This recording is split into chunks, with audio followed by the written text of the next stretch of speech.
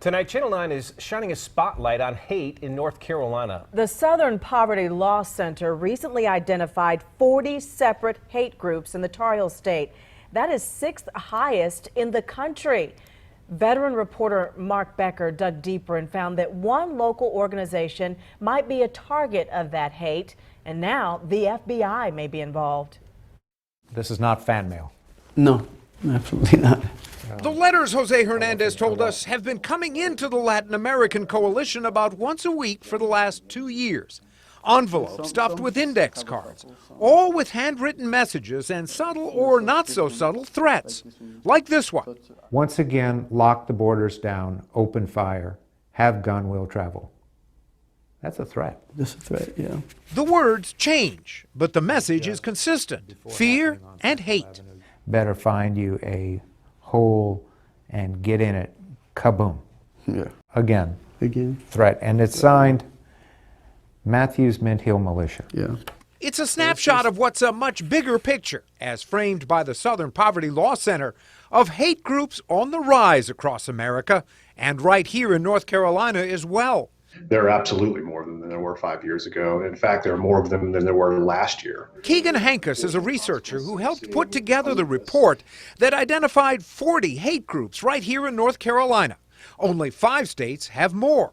Those groups cover a wide range, from white nationalists to black nationalists, anti-immigrant, anti-Muslim, and anti-LGBT groups. And I think, one of the unfortunate consequences that we're seeing because of this is an increase in violence as well.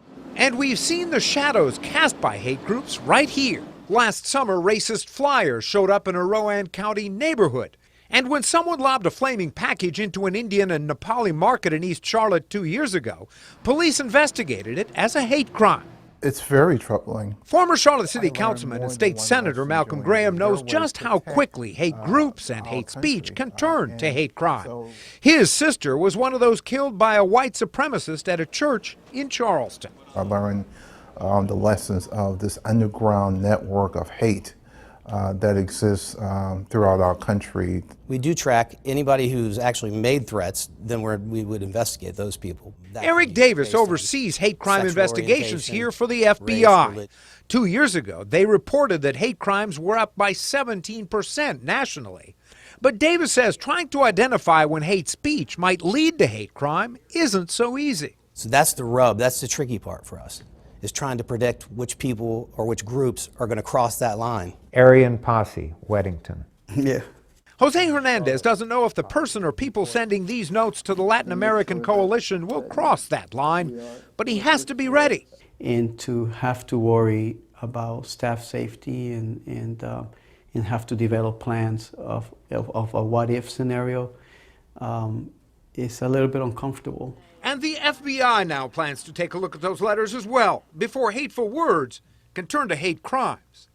In Charlotte, Mark Becker, Channel 9 Eyewitness News.